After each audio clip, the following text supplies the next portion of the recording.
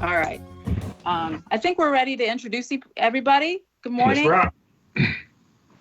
Good morning. This is Patty Gillette, Council's Deputy Communications Director. We're here for a virtual roundtable with Council's leadership team. We're just going to run down the introductions. Council President Clark, 5th District Council member, he's here. Majority Leader Sherelle Parker from the 9th District. Majority Whip Curtis Jones from the 4th District, and Deputy Whip Mark Squila from the 1st District. So please, everyone, let's go down the line and introduce ourselves and talk about one by one the city, what your opening remarks on the city's response to the COVID-19 pandemic. Council President, you're up first. Thank you, Patty. Good morning, everyone. We are wanted to continue to have the ability to dialogue with our communities as we go through this pandemic. These are challenging times. It may never be the same, but it will clearly not be business as usual. But we thought it was important to get to the individuals and continue to have the information flow. So today, we're going to be talking about a number of things, and I'm going to start out by giving you a snapshot of where we are, because I think it's very important to understand that this pandemic continues. We must continue to practice social distancing. We must continue wherever possible to wear masks and all the other recommendations. Please adhere to. So our latest COVID-19 data in the city of Philadelphia, there was 358 new cases. That brings us to a citywide total of 13,803. Unfortunately, 25 new deaths attributed to the COVID-19. That brings us to a total of 541. Confirmed cases of COVID-19 in the prisons, an additional 5. That brings us to 190. Hospitalizations. We did not get information on the last rollout last night, but at this point, we have 1,000 individuals in the hospital, 2,800 in the Southeast Pennsylvania region, and a number of those members are also Philadelphians. The facilities, nursing homes, and care facilities has been very, very troublesome. Unfortunately, a significant amount of the deaths have come from that population. As of yesterday, we were at 308 deaths. That brought us to 57% of the total deaths. So our senior population, unfortunately, continues to struggle with this very, very difficult issue. The demographic data for some past COVID-19 infections and fatalities is incomplete. But moving forward, the Commonwealth of PA has mandated that demographic information be tracked down because we want to see and get a snapshot of who it's affecting, how, and where. Here's what we know to date. Ethnicity/race, African American, 47%. You've heard a lot about that in recent conversations in the media, the disparity. Caucasian, 15.7%. Hispanic, 6.8%. Asian, 3.5%. And unknown, 23%. So you can see there will clearly be a continued conversation about disparities. A lot of us believe it has to do with long-term effects of healthcare, healthy foods disparity, conditions, housing, all of those things that have been problematic in various communities. This will be a significant topic of conversation as we move forward. Unfortunately, similarly, the confirmed deaths, 53% African American, 29% Caucasian, 11% Hispanic, and 5% unknown. So that's pretty much it in terms of the snapshot of the COVID-19 virus and where we stand today from a medical perspective. Okay, thank you, Council President.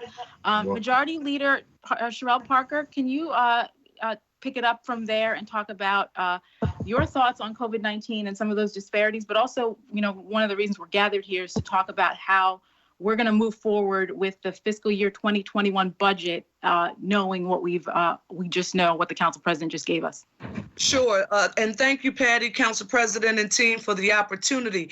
You know, all of us have communicated with multiple constituencies since we've begun this pandemic. We've heard lots about how the pandemic is impacting our overall economy.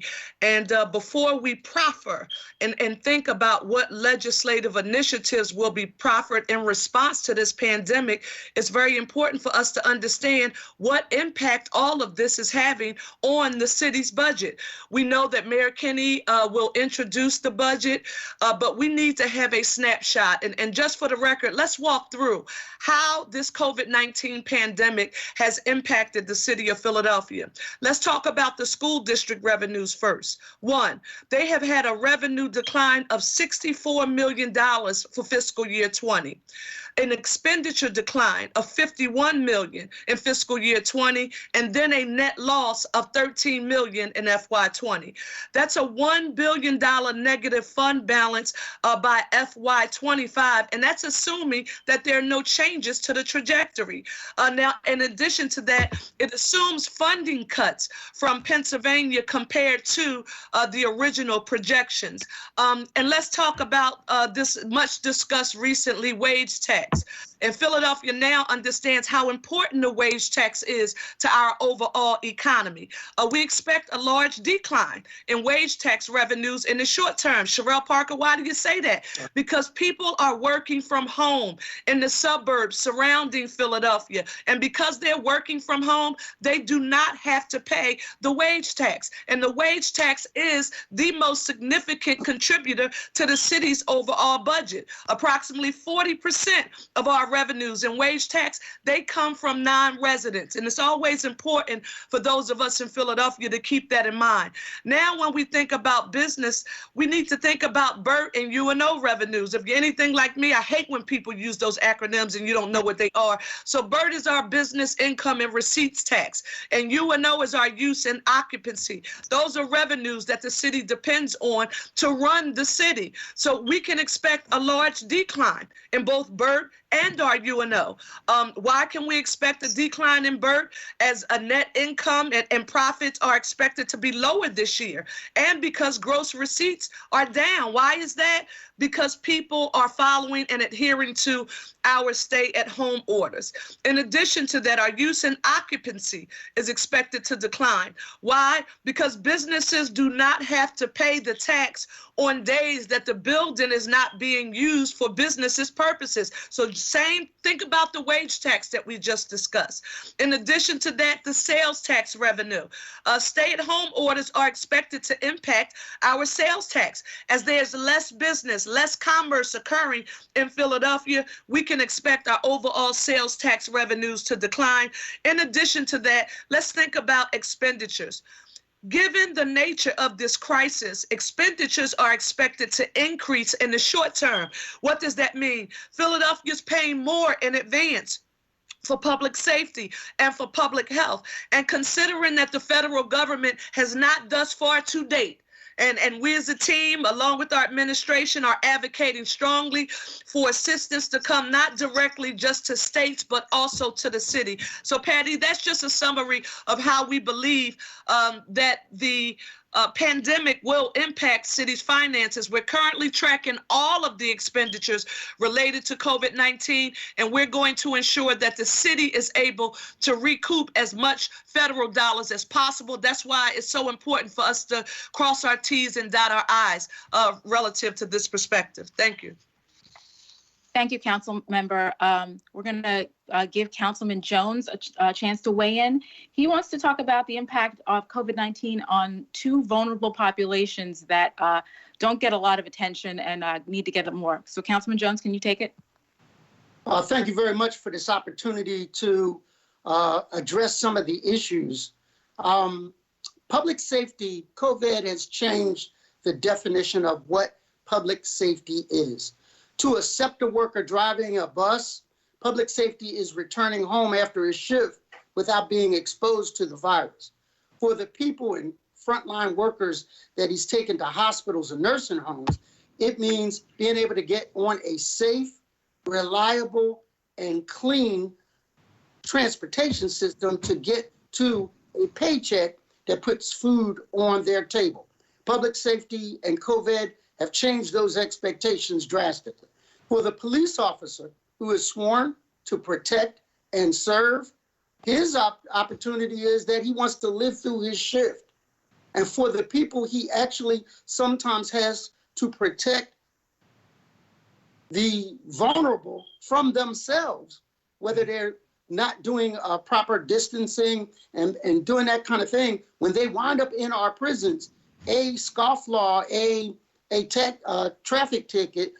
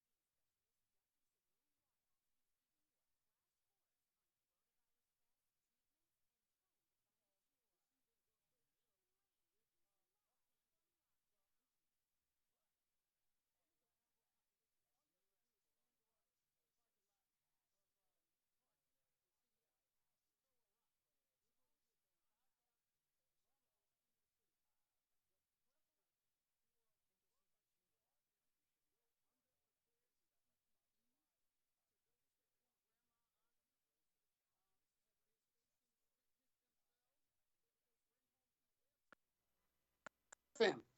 So what we had to do in City Council, and I want to thank President Clark for deploying us straight to address major systems such as transportation, such as so that we can weigh in and through future legislation to make learn virus so that we are never ever in this situation again. Thank you.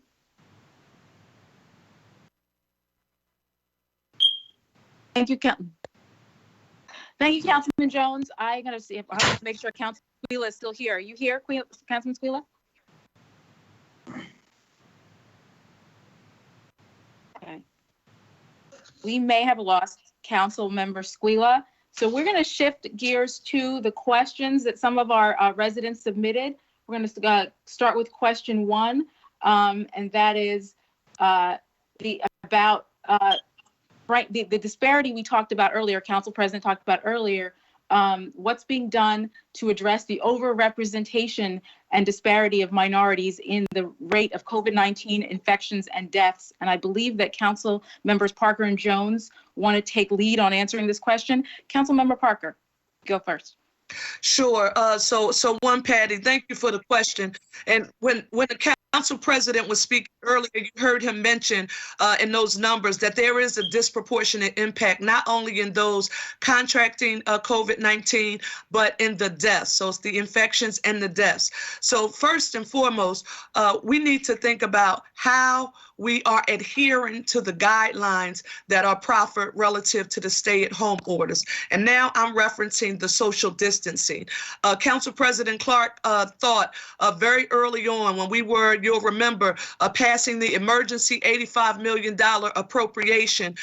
He knew very early on that we would have to find a way to strongly encourage constituencies who, to be quite frank, could care less what we as elected officials have to say about social distancing guidelines, but would rather take guidance and advice from people with the credibility that they want to listen to. And so council-sponsored social distancing messages on the radio, digital streaming, networks, boards, and multiple languages and signs designed to reach young people and different minority audiences. And for those of the public, when you hear that message, hashtag stop the spread, that's the council campaign here in Philadelphia. The campaign is live on 5 networks now.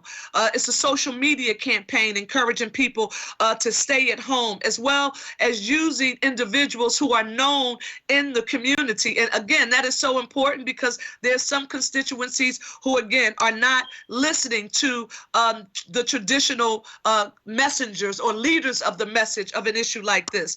We've also been discouraging large gatherings, including sports, social, and religious events. You'll remember basketball games were still being played at some of our recreation centers, and we had to go around to, ask the rec department to hurry up and get the hoops down so that people wouldn't put their own lives in jeopardy, the way Councilman Jones mentioned earlier in his remarks about, in essence, helping to save people from decisions that they may make that are not healthy.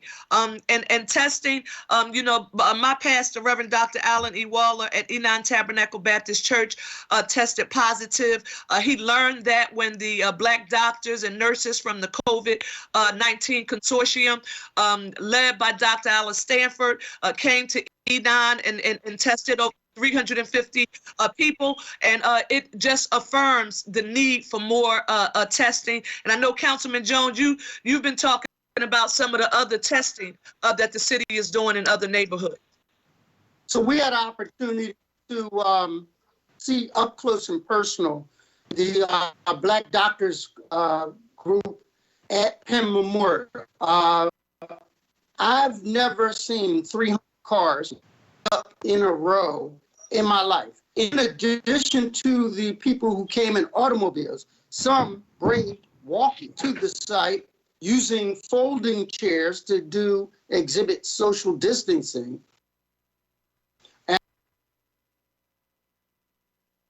Were tested. The incredible part about this is they weren't compensated to do so. They did this on the muscle, out of their pockets, talking about hustling lunch money, which is unacceptable.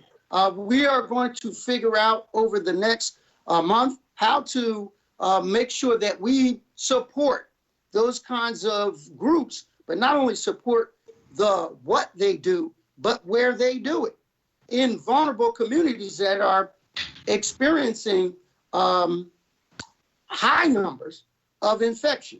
So we want to balance the playing field a little bit, throw a little bit of support that will go a long way. One thing about COVID and this crisis, it will bring out the best in people and the worst in people. And in the case of the Black doctors, it is the best of people. Agreed, Councilman Jones.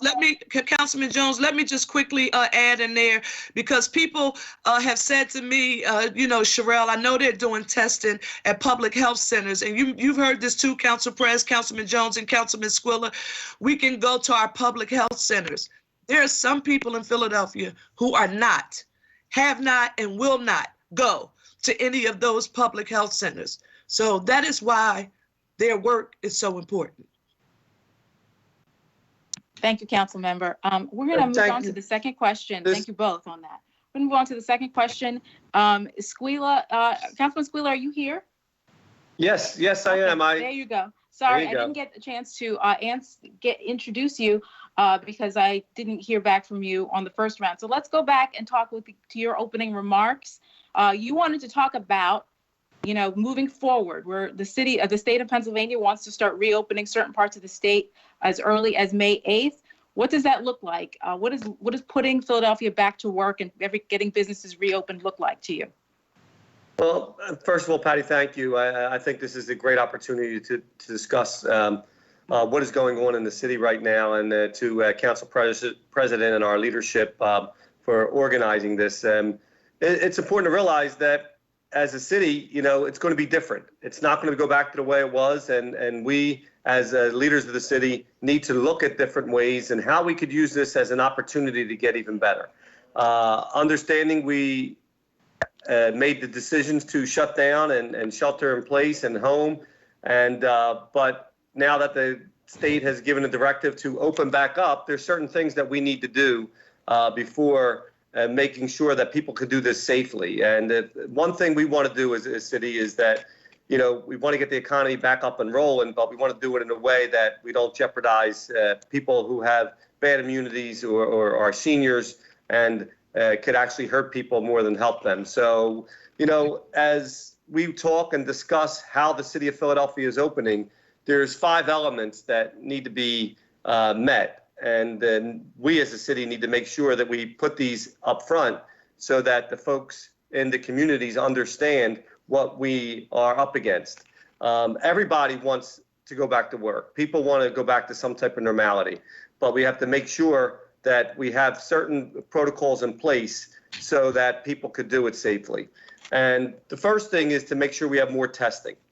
Recent studies suggest in the U.S. that we need at least 3 times the amount of testing that is currently being done now, without risking a second or deadlier wave. As you hear the CDC saying that the chances of having a second wave are pretty likely, and especially in the fall and the winter coming up.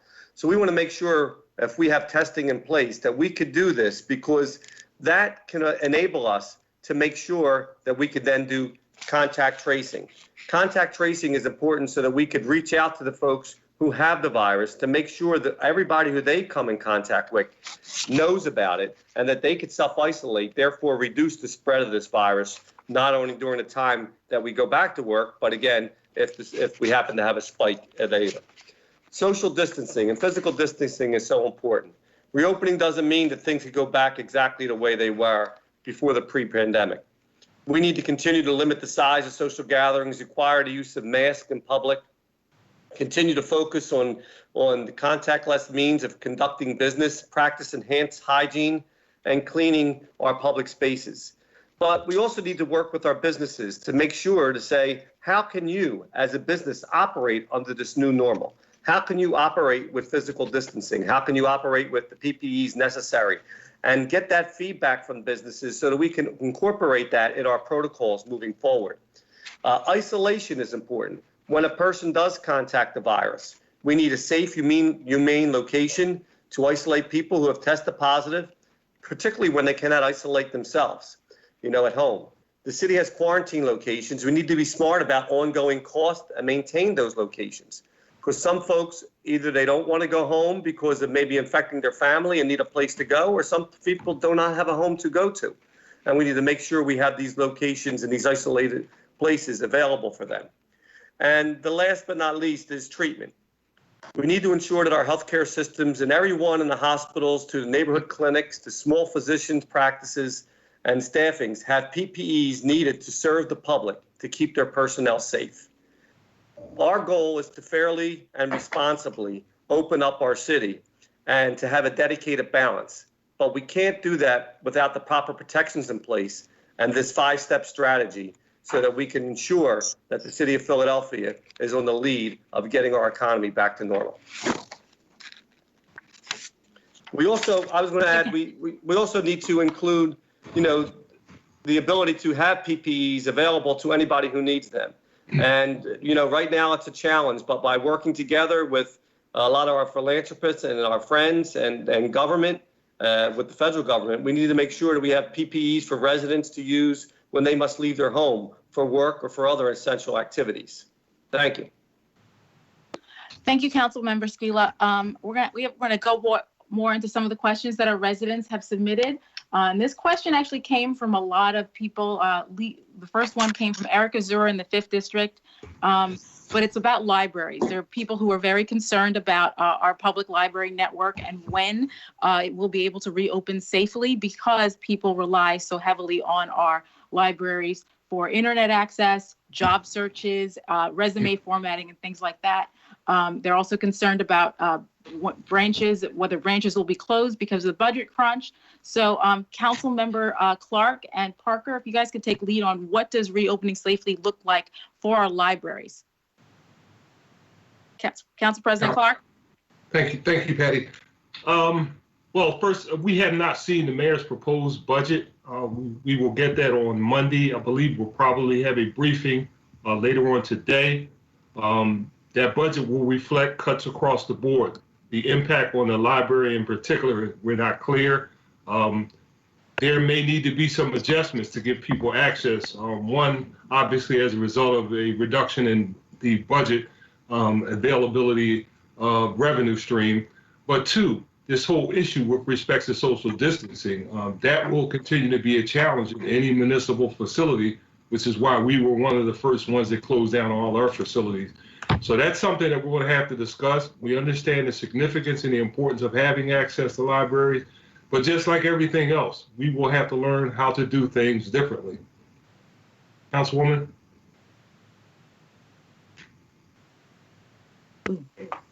Get your mute, Cal. Just muted. Get your mute, Councilwoman. All right. Can you all hear me now? Yes. Okay. Thank you. I don't want you guys to hear Langston trying to bang pots and pans together, so I'm trying to mute myself in between here. Nevertheless, I was saying that there's no other body in the city of Philadelphia. The council of the city of Philadelphia clearly understands the value and importance of libraries. You will remember prior to the pandemic, we actually rolled out eliminating fines and late fees, and we did that because we know how valuable the libraries are. But as Council President just noted, we're going to have to do things differently. And from an economic impact, until we see what the mayor's numbers look like, we don't know what that will be. But we have to begin thinking about our new normal and looking at everything in a different way. A friend of mine said, she called it Sherelle, you know how like chameleons have to adapt when they're going into on certain terrains and in different environments. She said, now we are going to have to adapt. So as the president said, the way we used to go to a library, it's going to be different now, limiting the number of people that can be in one location at a given time. How long will you be given to be in the library? You know, how are they going to clean and have social distancing rules, not just for the patrons? Well, what about the employees? And it's important, and we understand how valuable they are. But we can walk through that after the mayor introduces his budget. And I'd like to add to that quickly, Patty and Councilwoman. I think now more than ever, we realize the importance of everyone having equal access to technology, because it is clear as we move ahead, as you said, things will not be differently. And our ability, as we are doing today, to have access to technology, to communicate, to learn, to access information will be a primary focus of what we need to think about and to make sure that everybody has opportunities. So the digital divide, President, became really clear now that the digital divide is alive and well in our city and across the nation. Mr. President, to your point, if you look at what the school district is doing and look at what the library over the course of years has done, is added inventory online.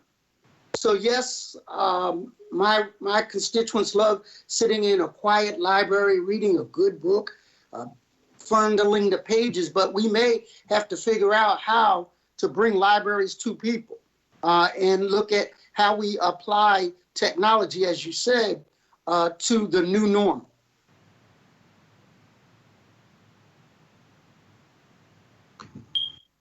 A good transition to our next question, Councilman.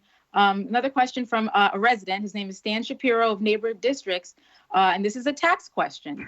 He asks, will council consider increasing taxes on the wealthy to make up for the gap caused by the virus, or canceling tax cuts that are baked in from bills that council passed in earlier years, like scheduled cuts to the wage tax and the net profits tax?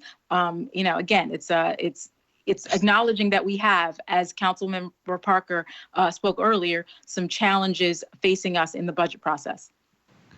So, yeah. Go ahead, Mr. President, go ahead. Who's over there? Clark? Clark one, yeah, please, you can lead and we'll loop in Jones later. Sure.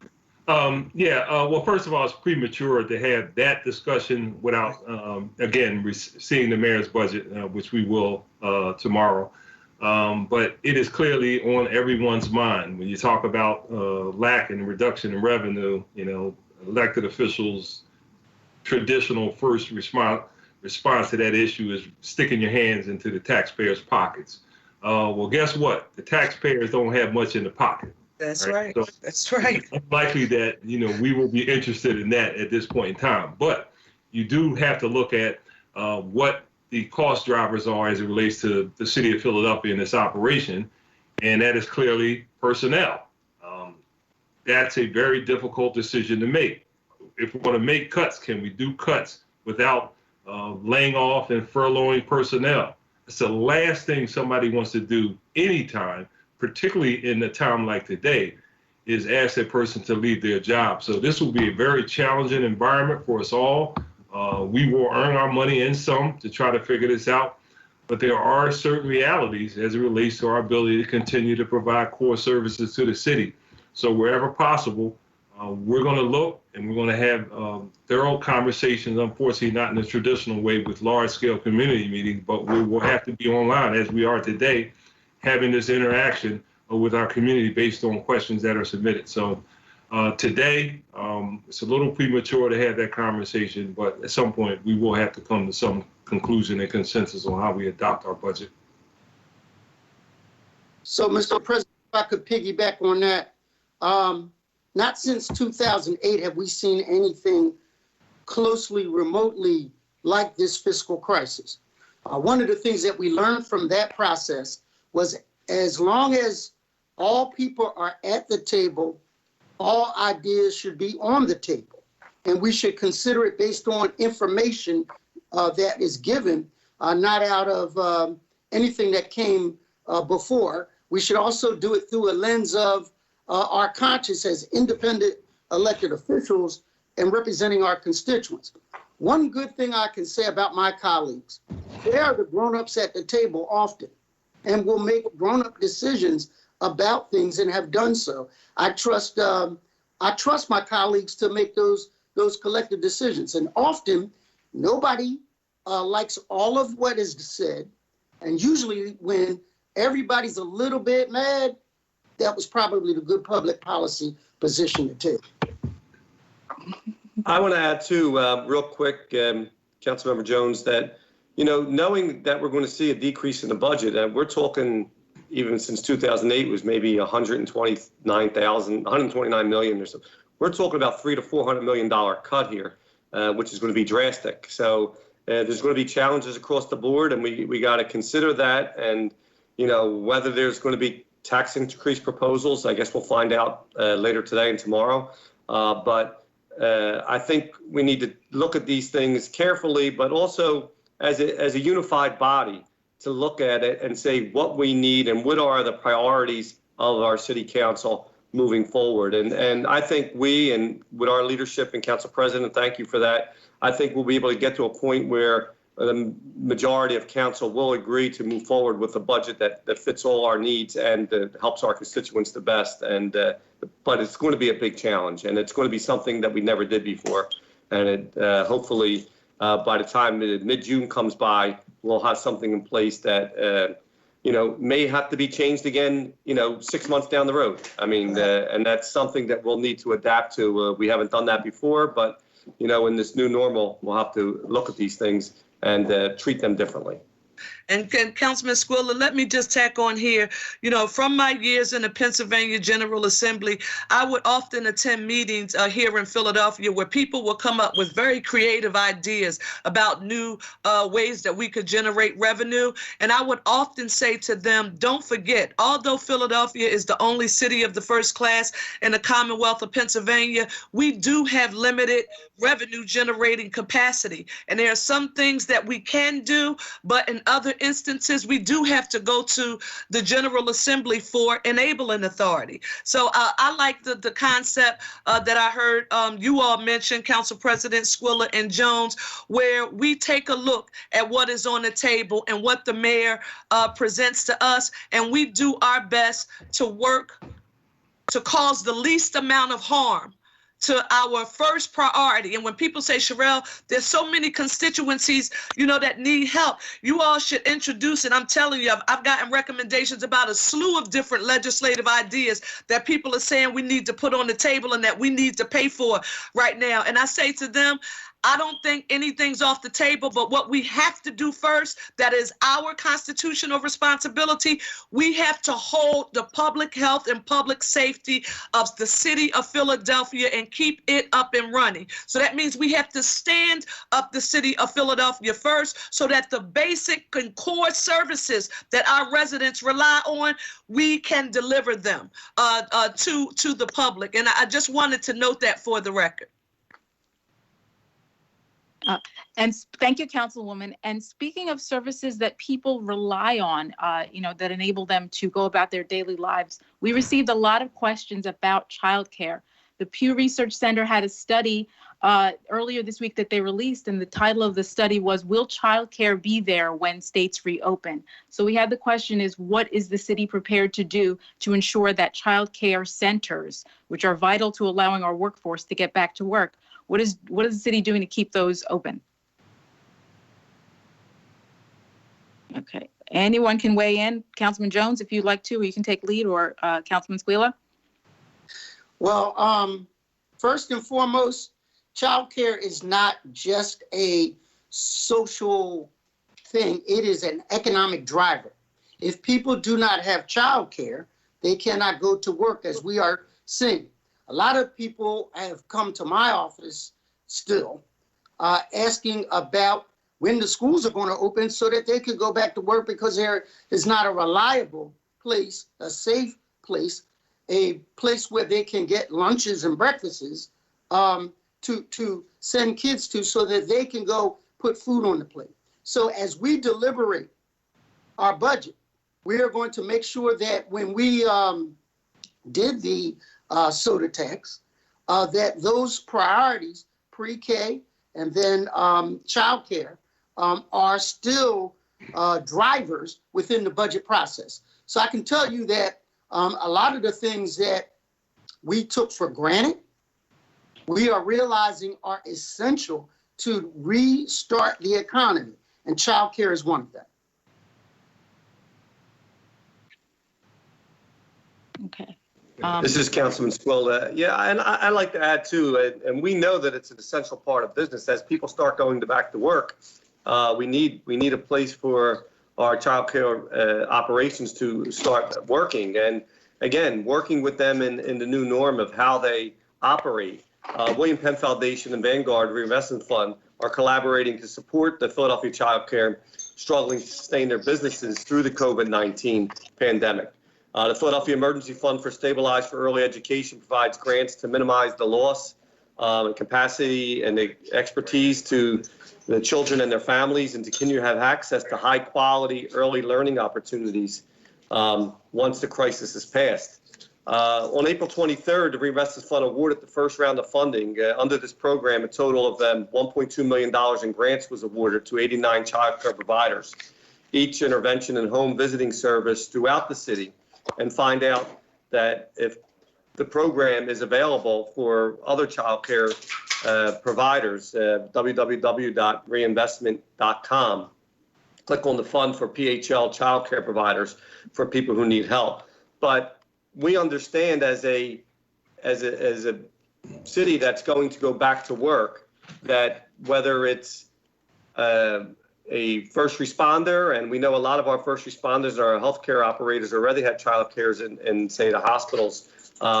Let's copy their lead. Let's look at what they're doing, and let's be able to then do this across the board, so that as we prepare ourselves to go back to work, we have these providers available for our people, so that not only the kids are protected and safely, but that the people are able to work and come home safely to their families.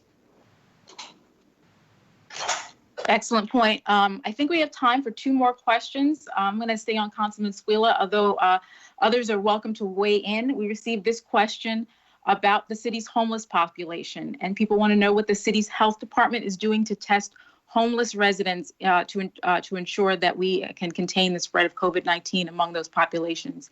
Councilman Squilla? I'm not sure he heard me. You muted. Yeah, she's muted again. That was me. I'm sorry. Okay. I was muted there also. But, this has been a challenge. The challenge of not only getting people to be tested, but even to keep them within social distancing, to be able to get the word out to this population. So we as a city have opened up some additional sites beside our current healthcare sites that we have available to them. And we do have our city clinics that are open.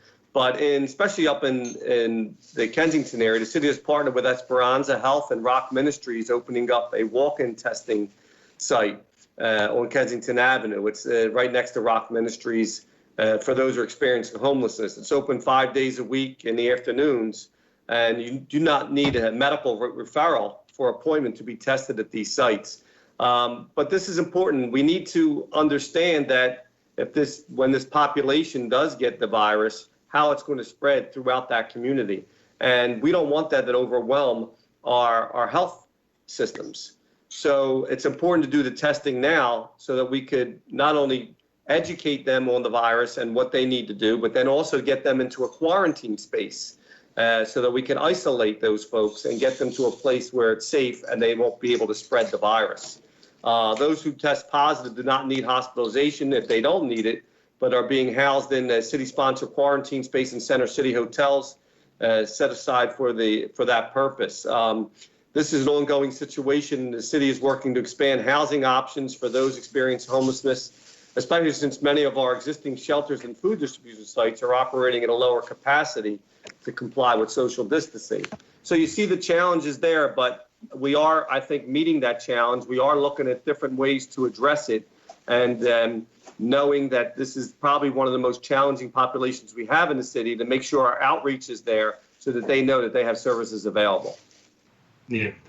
Yeah, and I just want to add that in the Center City community, where a significant amount of our homeless population is, for various reasons, groups like Project Home, the Ministries group up on Spring Garden, they've done a really good job in outreach of going out, testing individuals, and the Hub of Hope, as an example, in the concourse, where not only you can get tested, you can actually go in and get a shower. All those outreach programs that we've had for the traditional homeless challenges have been enhanced to allow us to be able to get testing and then referrals to different locations. So I just want to want to give kudos to all those organizations that have done a really good job on this.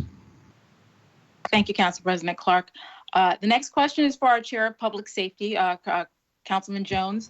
We have some concerns from residents about when rec centers will be open. Is there a plan for opening rec centers? Because we know the vital role they play in having youth stay occupied during the warmer months, so that we don't see other issues involving public safety pop up around the city. Please go ahead. So I agree and I'm concerned, but for two reasons. One, budgetarily, I don't know how we will address pools and activities during the summer. We have to take a look and see from a budgetary stance, but also from a health stance. When people are down low in the paint, bumping and grinding, trying to get to the hoop, that is a perfect petri dish for spreading this virus. So we have to take a look at both the budget and the health considerations of social distancing to decide that. Now, I like to think that in a crisis like this, we will evolve. I've been talking to people about how to deal with things like graduations, things like social gatherings like block parties. And what we want to do is, like, I remember when I was coming up, and President, you'll bear witness to this, the drive-in movie. Being able to be in a parking lot that is clearly marked, you stay in your car, you can do some kind of activity on a platform and or stage, but you have to have the social discipline to stay separated.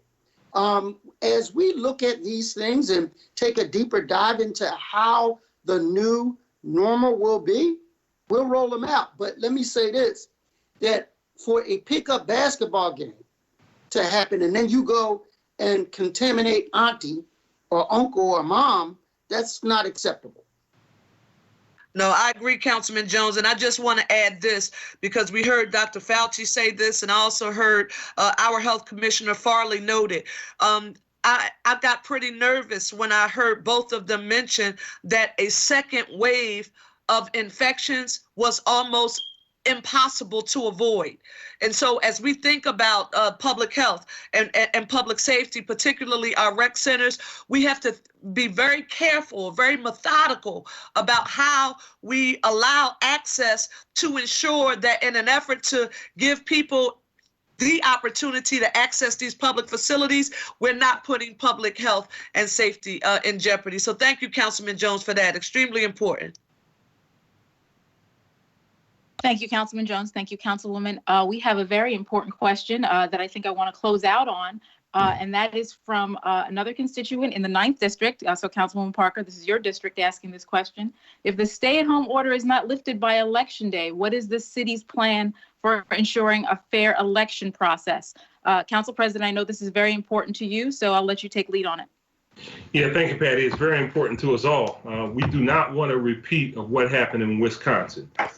You saw in Wisconsin people standing in line in inclement weather, which could conceivably be the case in November.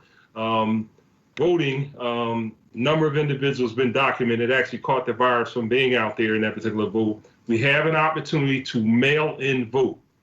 Most of the country now has mail-in voting opportunities, so we're really encouraging that. In this particular case, this is an abnormal situation, and I, as a former ward leader, I used to like to be at the polling place and all that. This is a different world now, so we want to make sure that everybody has an opportunity to vote. So if you want to go online, www.philadelphiavotes.com. You can get information, and you can request a ballot be mailed to you. You do not have to be disabled. It's not the traditional absentee ballot. It is a regular vote by mail process that has been established by the state of Pennsylvania. If you want to call, you don't have access to a online ability, 215-686-1590, 215-686-1590. There is a whole lot of concerns about this particular election for obvious reasons, and we need to make sure that we can maximize everybody's opportunity to vote. So if you don't feel safe, you don't feel comfortable being in a polling place, and we are still not clear how we're going to achieve that particular goal, to simply ask for an application to be prepared to vote by mail. It's real simple. Council President, let me add that for the record, you heard us mention very early on the education campaign that the City Council has waged relative to stop the spread.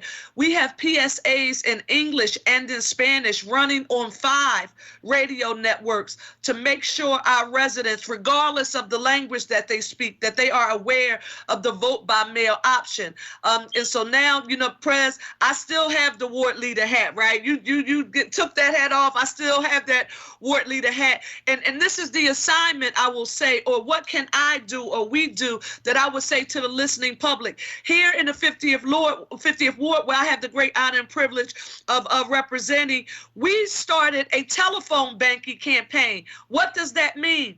Because that digital divide that Council President and Councilman Jones and Squilla mentioned earlier, we know that it's real. Some of our seniors don't have the ability to access the internet because it's much easier if you apply online. So what have we done? And I have to thank my block captains for this, Tanyelle. We're getting the telephone numbers of all of the seniors in the area, and we're calling them. And if the senior says, well, I was on hold too long when I dialed that 215-686-1590, and I had to hang up the telephone, we're saying, would you like us to help you online? But you can tailor this for whatever fits in your neighborhood. You might have young people who are home. They want to make this a community, support exercise. And this is a good way to do it. You can do it online. The president mentioned www.philadelphiavotes.com or call 215-686-1590. You have to apply for the ballot by May the 26th, and you have to mail your completed ballot on or before June the 2nd. And to all of our young people, because Langston knows how to work this technology. He's 7, better than I do. If the young people are wondering, what can you do? You can help our residents who don't have access to a computer or don't even know how to apply. That's what you can do. You can help, and you can do it on your smartphone. Thank you. Thank you, Councilwoman. We're going to go around the table, the virtual table, and allow each one of you to say some closing remarks, and we're going to go in reverse order. So, Councilman Squilla, you're up first.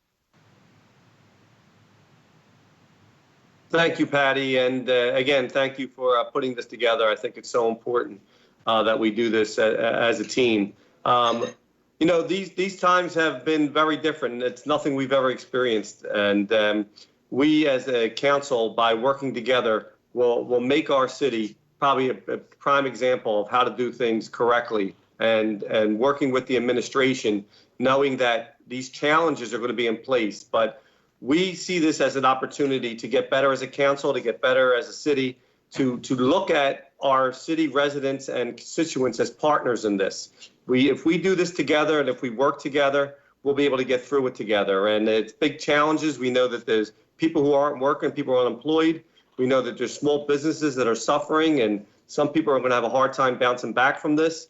But together, by all the input from everybody, whether it's our constituent base, from our council member and colleagues, from the administration, we will be able to get stronger. And in this Philadelphia, the city of brotherly love and sisterly reflection, will really show that by standing together, we will be able to prevail and become a better city for it. Thank you.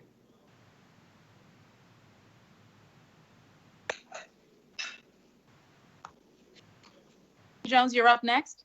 Councilman Jones. So first of all, thank you for this forum to be able to talk about the work of City Council. All my colleagues have stepped up to the plate.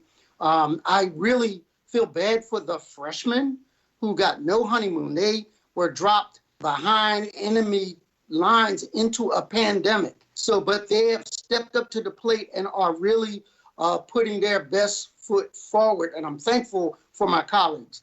Finally, I would basically say that almost like the day of abstinence or absence that was a play where all of the servants and African Americans didn't show up. There's a new definition of shero and hero. That grocery clerk is a shero and hero. The bus driver, the sanitation worker that keeps these streets clean, I am waving at them now like they're a cousin from down south coming to visit. I am thankful for what they do and want them to continue to do so in a healthy way. I am thankful to the folk that are taking care of auntie and uncle up in the nursing homes. A lot of times they don't get the kind of accolades that the doctors and nurses get, and we're thankful for them. But you change a bedpan of someone who has been impacted by COVID-19, and I dare you not to call them a hero. So when you see these people coming from work, or you see these people picking up our trash, wave at them and thank them for what they do and their service too.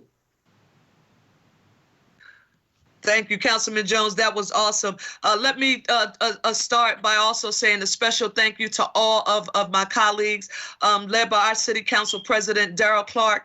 The very methodical manner in which we have communicated, in which we have gathered to do our work, to continue doing the people's business in the midst of this pandemic, to me, has been amazing. And I mean that to each and every one of you, the work that you've put in at food banks, delivering food, helping people. And I just want to note for the record, a lot of what council members do, it's not posted on Facebook.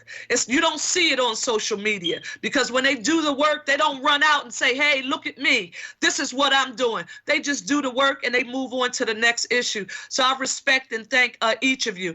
I also need to give a huge shout out right now, because prior to coming to council, you all know I spent 10 years as what I call, and that was only enough time to find my way to the bathroom there. That was in Harrisburg. If there was ever a time for us to rely on intergovernmental cooperation and planning and agreement, the time is now. And I don't care what party you are a part of or who you are. If you represent the city of Philadelphia at the federal, state, or local level, we need you. So I want to say to our United States senators, I want to say to our U.S. congressional delegation, to our Senate leaders, to our and members, to our House leaders and members, thank you. The fourth package, we need to make sure, is this the fourth or the fifth? Is this the 4th or the 5th? One of y'all put your numbers up. The package coming from the feds. This will be 4, right? Listen, this will be 5. They're starting to run together. This is what I know. We need more direct revenue coming directly to the city of Philadelphia, as much as we possibly can. When you hear us talk about that Black Doctors Consortium that is mobilizing and going directly into neighborhoods where people are not going to public health centers, if we want to find a way to scale it, we've got to have the revenue and the resources to do it. And the city of Philadelphia can't afford to carry it on our backs alone. We need our federal officials, we need our state officials, and obviously our administration. Special thanks to the administration. No one has been able to pit both legislative and administrative bodies against each other. Council President Clark has been making sure that we've stayed in order in a very methodical way, and the information that has been distributed, he's been saying we will make data-driven and research-based decisions on what is proper before us. So a special thank you to everybody. We're in this together. No one man or one woman shows. We can't do this alone. We need everybody. Teamwork. Thank you all. Awesome. Thank you, colleagues, and thank you for one of the most significant leadership teams that I've ever had the pleasure of working with. Guys, we're doing an awesome job. Leadership is important. You're setting an example in terms of what we all should be doing, and I want to thank my colleagues, council.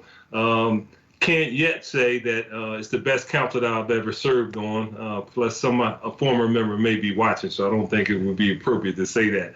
But in all seriousness, one of the things that it's understood that we need to do, we need to respond as I listen to these questions that were posed to us today from our citizens. We actually heard them time after time after time, and it was nothing on that list that was a surprise to us. So 2 things that will be announced today. And we actually forwarded information to our colleagues. We will be doing 2 initiatives in the City Council of Philadelphia. One, we will be establishing a COVID-19 budget working group, because this budget will be unlike any budget that we have ever had to deal with in life. The simple reality is it will be evolving budget, like Councilman Squilla said. We may have several iterations as this pandemic changes and its impact on our city changes. We may have to change our budget process. It will also discuss how we move forward in a meaningful way. The second thing, City Council has established a CARES effort. That may sound familiar because the federal government has established one. Ours means a little different than the federal government, our acronym. CARES, Community Access and Recovery Effort. That is very important for us on a local level. We want to make sure, as we've heard these questions and the responses, people should have access to every imaginable opportunity from the federal, state, and municipal government, every program, every grant. We want to make sure you have access to that. Recovery, as Councilman Squilla was talking about, opening up the economy. At some point, we will open up that economy. And we have to do it in a thoughtful, a safe way, but we cannot continue to bleed revenue as a city of Philadelphia, and people do not want to continue to be on the unemployment line. So those 2 efforts will be announced today. We will be moving forward. We will be soliciting information.